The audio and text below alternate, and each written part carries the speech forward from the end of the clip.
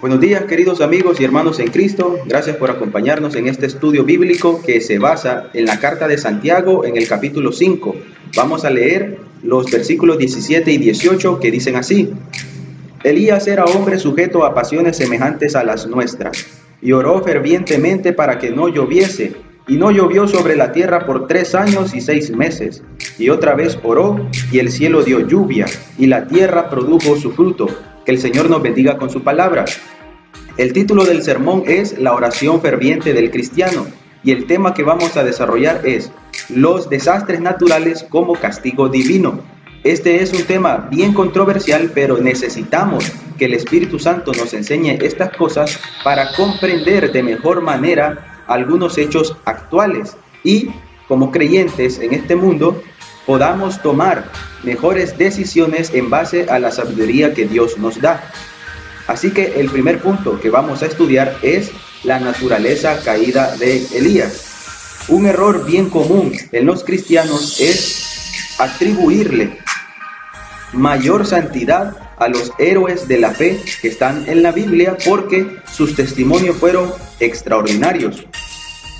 Ahora bien, esta apreciación equivocada se debe a que a nosotros nos gusta exaltar las virtudes humanas, pero no debemos olvidar una cosa, que si estos grandes hombres hicieron proezas, fue por el poder de Dios y no por ellos mismos. Tampoco debemos minimizar el impacto que tuvo el ministerio de cada uno de ellos, porque estos hombres ciertamente fueron hombres que se entregaron por completo al servicio del Señor. El deseo del corazón de ellos era cumplir la voluntad de Dios y por eso tuvieron muchas dificultades a lo largo de la vida. Sin embargo, ellos se fortalecían en la fe porque consideraban que cada tribulación que ellos sufrían era leve y momentánea. ¿Por qué pensaban de esta manera? Pues ellos vivían como peregrinos en esta tierra porque esperaban con gozo y paciencia la promesa de una patria celestial. Esa fe es digna de imitar por la Iglesia de Cristo. Sin embargo, sigue siendo difícil para nosotros mirar a Elías como un hombre muy parecido a nosotros. ¿Por qué? Bueno, Dios se ha manifestado con gran poder en nuestra vida. Él nos ha bendecido grandemente. Si hemos tenido tribulaciones, Él nos ha librado de cada una de ellas. También nosotros confiamos en la palabra de Dios, tratamos de aplicarla todos los días de nuestra vida, pero fallamos. Y a pesar de nuestros errores, nosotros tenemos la consolación del ministerio de la reconciliación. Es decir, que un cristiano puede venir confiadamente delante del trono de la gracia para confesar sus pecados y apartarse y va a alcanzar misericordia, puesto que el Señor Jesucristo nos ha dado el perdón eterno de nuestros pecados y la salvación del infierno por la sangre que Él derramó en la cruz del Calvario. Y la fe en esa obra redentora pues nos da el perdón de todos nuestros pecados. Así que confiadamente podemos limpiarnos de toda maldad en la sangre del Señor Jesucristo. No obstante, siempre es inevitable pues atribuirle a Elías mayor santidad porque simplemente nosotros consideramos que nuestra vida espiritual es inferior a la de él. Tanto es así que nosotros no creemos que nuestra fe sea capaz de mover montañas, pero el Señor Jesucristo dijo que nosotros podemos, por medio de la fe, aunque fuera pequeña, mover montañas y hacer este tipo de cosas. Ahora bien, un factor que influye en la escasez de la fe cristiana es la ridiculez que sentimos los cristianos cuando hablamos del poder sobrenatural de Dios, porque a los mundanos estas cosas les parecen locura y a nosotros nos da miedo pues ser víctimas de burlas o hasta agresiones cuando los mundanos nos consideran fanáticos religiosos. Pero debemos tener siempre cuidado cuando predicamos acerca del poder sobrenatural de Dios. ¿Por qué? Bueno, en primer lugar, a los mundanos les gusta oír estas cosas sobrenaturales. Y en segundo lugar, el diablo es astuto para introducir el engaño del pecado a través de las sutilezas del error. Es bien común ver en la televisión a muchos falsos profetas que se disfrazan de evangelistas. Ellos llaman a multitudes, pero estas personas solo quieren ser parte de un espectáculo y han hecho de la palabra de Dios un negocio muy lucrativo que está envuelto en la histeria colectiva que ellos llaman de mala manera como unción espiritual. Todo esto es falso y son estrategias diabólicas en contra de la iglesia de Cristo. En fin, de la naturaleza caída de Elías lo que podemos aprender es que él también tenía esa inclinación natural por hacer cosas malas antes que obedecer a Dios. Nosotros los cristianos todos los días luchamos con la carne.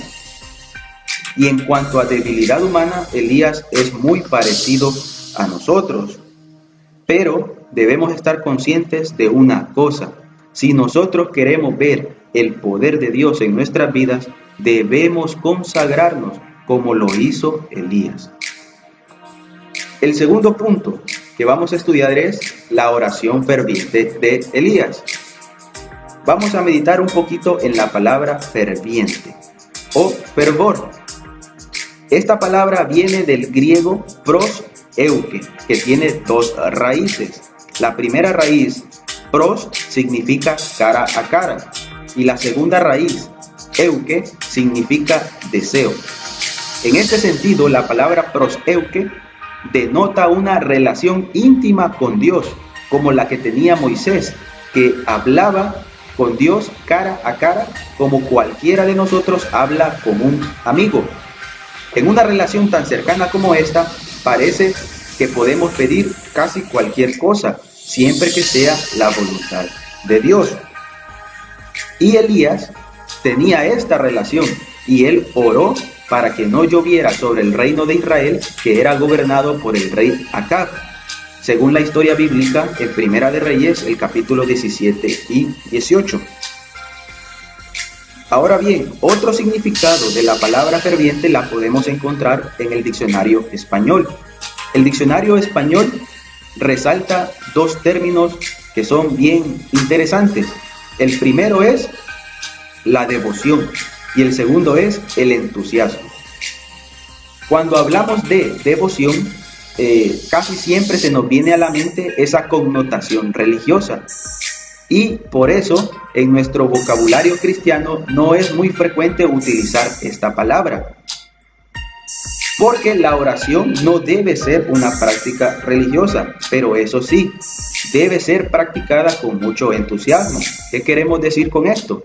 Bueno, una persona entusiasmada en la oración a Dios es una persona que le pone todo su interés por lograr conseguir ese momento de intimidad con Dios para platicar con Él.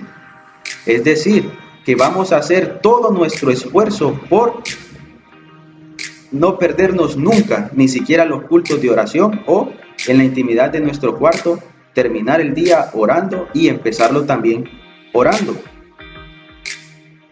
Por eso, cualquier otra actividad en nuestra vida debe parecernos a nosotros como un estorbo. Ahora bien, estas palabras que estamos diciendo no son una invitación para ser irresponsables, puesto que el cristiano debe cumplir con todos sus deberes. De hecho, el cristiano se caracteriza por ser un hombre y una mujer cumplidores de sus deberes, pero debemos establecer prioridades en nuestra vida, y la oración, la comunicación con nuestro Padre Celestial debe ser lo más importante en nuestra vida. Ahora bien, vamos a analizar el tercer punto de este sermón, que es la petición sobrenatural que hace Elías. Primero, debemos entender que Elías lo que pide es un cambio climático, y era tan extremo que mató a plantas, animales y personas. Y Dios se lo concedió. Ahora, pensemos por qué Dios le concedió tal cosa. Porque Dios quería en su voluntad juzgar la idolatría del rey Acab y del reino de Israel, porque por mucho tiempo lo habían provocado a ira cuando este rey edificó altares para adorar a los dioses falsos de Baal y Asera. Durante todo este tiempo de castigo, Dios cuidó la vida de su siervo, porque le dio sustento en el arroyo de Querid, que está frente al Jordán, y también le dio sustento con la viuda de Sarepta. Ahora bien, este desastre natural para las demás personas los exterminó por completo, porque incluso la viuda de Sarepta le expresó a Elías su preocupación, diciéndole estas palabras: vive Jehová tu Dios, que no tengo pan cocido, solamente un puñado de harina tengo en la tinaja, y un poco de aceite en la vasija, y ahora recogía 2 leños, para entrar y prepararlo para mí y para mi hijo, para que lo comamos y nos dejemos morir. Así era el hambre tan extrema en toda la tierra, de tal manera que todos estaban muriendo, era una gran mortandad, y eso como consecuencia del poder de Dios como castigo sobre la idolatría. Finalmente Elías volvió a orar para que lloviera, pero esto fue después de que él pidiera que descendiera fuego del cielo para que consumiera el holocausto que él había preparado a Jehová. Después de este hecho milagroso, el profeta Elías degolló a los 400 falsos profetas de Baal, y entonces el pueblo de Israel reconoció que solamente Jehová es el Dios verdadero. Y esto nos deja una gran enseñanza, que Dios es un Dios celoso y que castiga la idolatría severamente. Ahora bien, en su misericordia, Dios siempre le ofrece al pecador la oportunidad de arrepentirse, pero usa estos desastres naturales como un llamado de atención para que la persona pues tenga conciencia de su condición arruinada y se arrepienta de su maldad. Por ejemplo, miremos las palabras del Señor Jesucristo cuando llega a Samaria y estos no le reciben.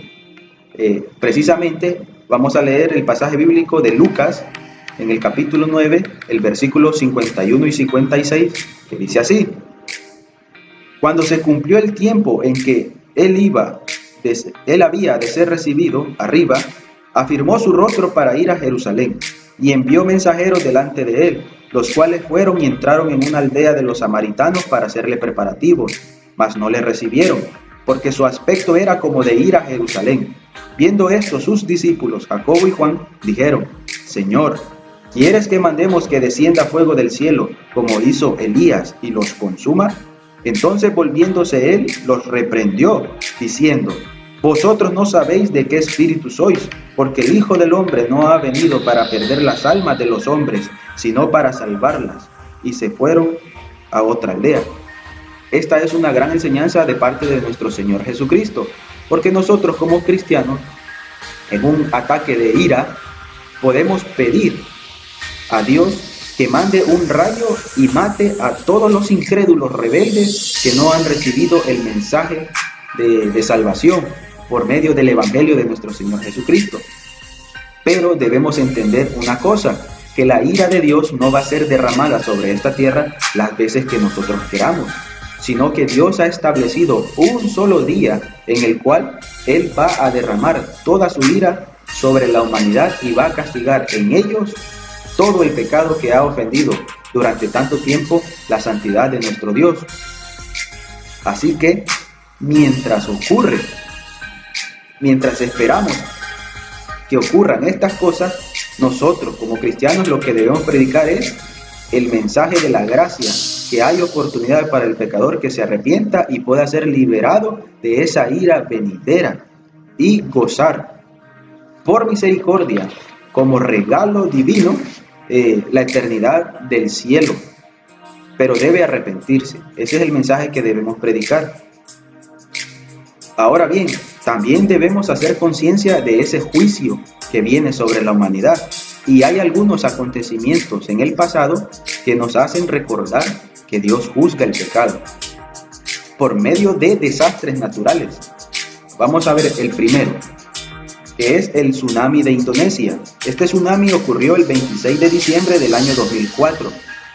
Es el segundo terremoto más grande de la historia desde que se inventó el sismógrafo, alcanzando una puntuación de 9.3 en la escala de Richter, y duró entre 10 minutos y mató a más de 275,000 personas. Ahora bien, atribuirle a Dios la causa de este desastre natural ofende a los mundanos porque, primero, ellos consideran que el Dios de amor que nosotros predicamos no debería castigar el pecado. Pero nosotros sabemos que nuestro Dios es justo y santo y que Él va a castigar el pecado de todas las personas porque nadie puede vivir impunemente. Todos tenemos que dar cuentas delante de Dios de las cosas que hicimos en esta vida terrenal. También nos pueden llamar locos porque los desastres naturales tienen una explicación científica. En el caso de un terremoto o un tsunami, pues la consecuencia es ese desastre que es causado por el movimiento de las placas tectónicas. Y en el caso del tsunami de Indonesia habían dos placas involucradas. La primera placa era la placa indo-australiana y la segunda es la placa Sunda del Este. Y este tipo de movimientos tiene mayor frecuencia en los lugares donde hay fallas geológicas. Entonces, para los mundanos, un desastre natural no tiene nada que ver con Dios, pero nosotros los creyentes, por la fe, sabemos que Dios es el Señor de la naturaleza porque Él creó todas las cosas que existen. Así que fue Dios. El segundo acontecimiento es el huracán Mitch, que ocurrió en Honduras en 1998. Bueno, como hondureños, todos recordamos esa tragedia nacional.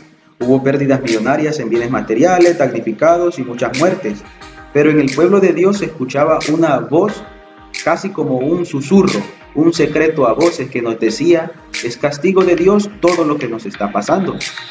Pero no hicimos caso, más bien censuramos a los hermanos que en ese momento vieron la oportunidad de predicar el evangelio para la salvación de las almas perdidas. Y esto ocurre siempre que hay catástrofes que son mediáticas. La iglesia de Cristo es perseguida porque los mundanos no quieren arrepentirse, han endurecido sus corazones. Pero hagamos un poquito de memoria. Cuando ocurrió el huracán Mitch en ese mismo año, precisamente el 16 de enero de 1998, se inauguró el Cristo del Picacho. Y esta es una imagen que Dios aborrece, porque escrito está: no te harás imagen, ni ninguna semejanza de lo que esté arriba en el cielo, ni abajo en la tierra, ni en las aguas debajo de la tierra. No te inclinarás a ellas, ni las honrarás, porque yo soy Jehová tu Dios, fuerte, celoso, que visito la maldad de los padres sobre los hijos hasta la tercera y cuarta generación de los que me aborrecen, y hago misericordia a millares, a los que aman y guardan mis mandamientos. Éxodo 20, versículos 4 y 6. Así que, hermanos amados, en el temor de Dios, guardemos los mandamientos y prediquemos el evangelio a las almas perdidas, empezando por nuestras casas, no queriendo castigar nosotros mismos el pecado que hay en ellos, sino que debemos dejar a Dios el castigo, porque escrito está: mía es la venganza, yo daré el pago, dice el Señor. Y otra vez, el Señor juzgará a su pueblo. Hebreos 10:30. Y usted, querido amigo, que todavía no ha tomado la decisión más importante de su vida, que es arrepentirse de sus pecados y entregar su vida al Señor Jesucristo para que la gobierne, pues lo invitamos en esta ocasión, diciéndole que hay perdón de parte de Dios para usted, si con corazón sincero se humilla ante Dios y le pide perdón. Y la sangre de Jesucristo va a limpiar su corazón de toda esa maldad, lo va a transformar y le va a dar una vida nueva. Y también se le ofrece la promesa eterna de irse al cielo como un regalo. No se le pide ninguna obra meritoria, solamente la fe en la obra redentora de nuestro Señor Jesucristo en la cruz. Y advertirle que el juicio de Dios pues se acerca. Es pronto y usted debe estar preparado. ¿Y qué mejor manera de prepararse que asegurando el destino de su alma en el cielo y no en el infierno, que hasta este momento sin Cristo es hacia donde va? Pero no deseamos eso para usted, sino que proceda al arrepentimiento y ojalá pues que este mensaje sea de bendición para todos los que nos están apoyando en el canal de YouTube. Que el Señor nos bendiga con su palabra.